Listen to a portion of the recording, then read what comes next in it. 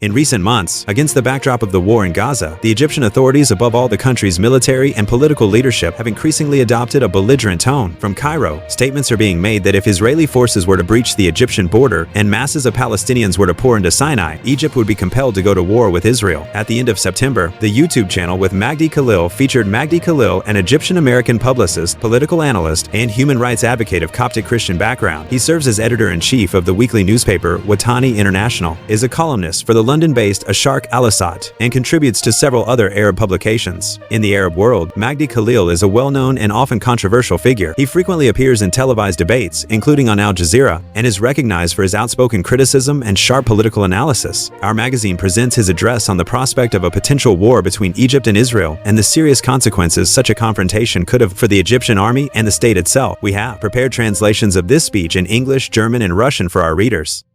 If, God forbid, a war breaks out, who will win, the Egyptian army or the Israeli army? If war breaks out, God forbid, there will be destruction. It is possible that the Egyptian army will harm Israel and kill many people, but in the end, Israel will win a landslide victory. A landslide? I'm not going to sit here and be a fool and talk about the army and its firepower and the reports that measure strength by numbers. How many tanks you have, how many soldiers, how many planes. That's how they measure it, but they don't measure the real combat strength of armies, even if it harms.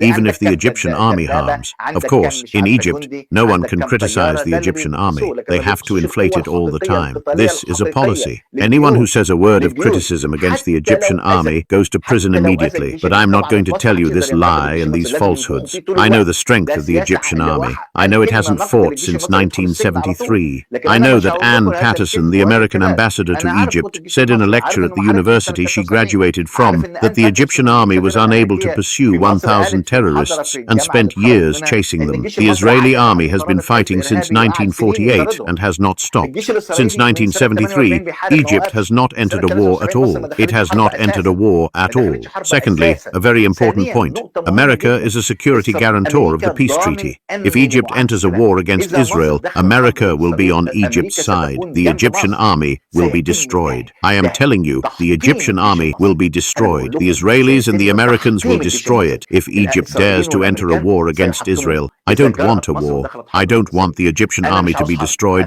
nor do I want the Egyptian infrastructure to be destroyed. Mohammed Hassanein Haikal, the Egyptian writer, said that during Mubarak's era alone, in 30 years, he received $1 trillion in aid for making peace.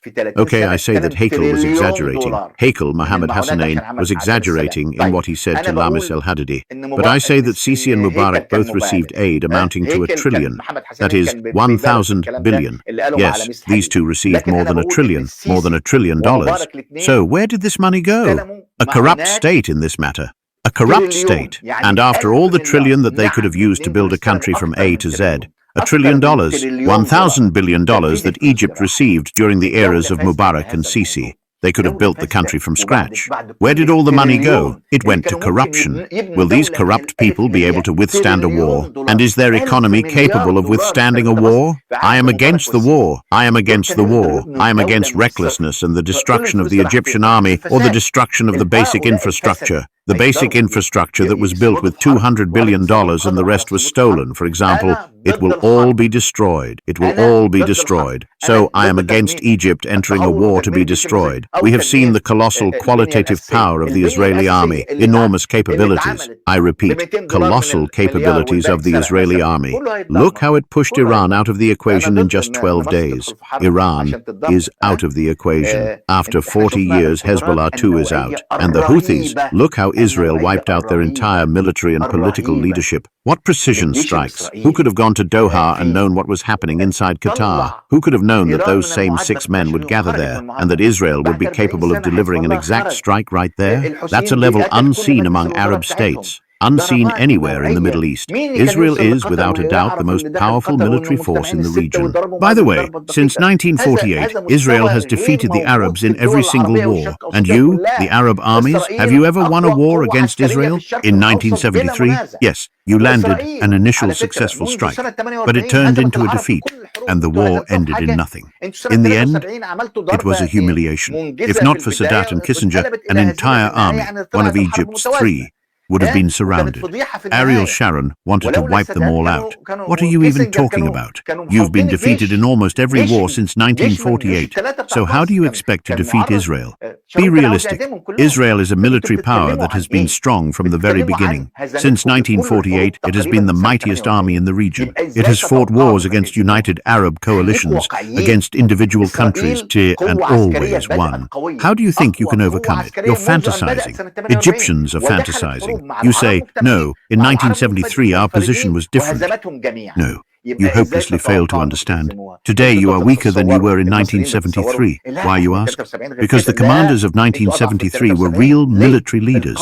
They were a different kind of men.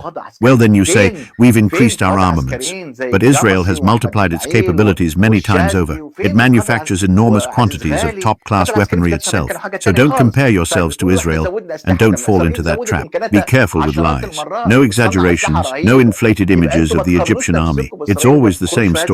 You inflated Saddam's army, you inflated Iran's forces, and all of it turned out to be an illusion. Don't inflate the size of the Egyptian army. It could end for you in complete catastrophe and the destruction of your key infrastructure. We've seen this boasting and these exaggerations before, and we've seen where they led people. Where is Saddam? Where is Hafez al-Assad? Where is Iran? Where are all of them? They all suffered terrible defeats. I repeat, terrible defeats.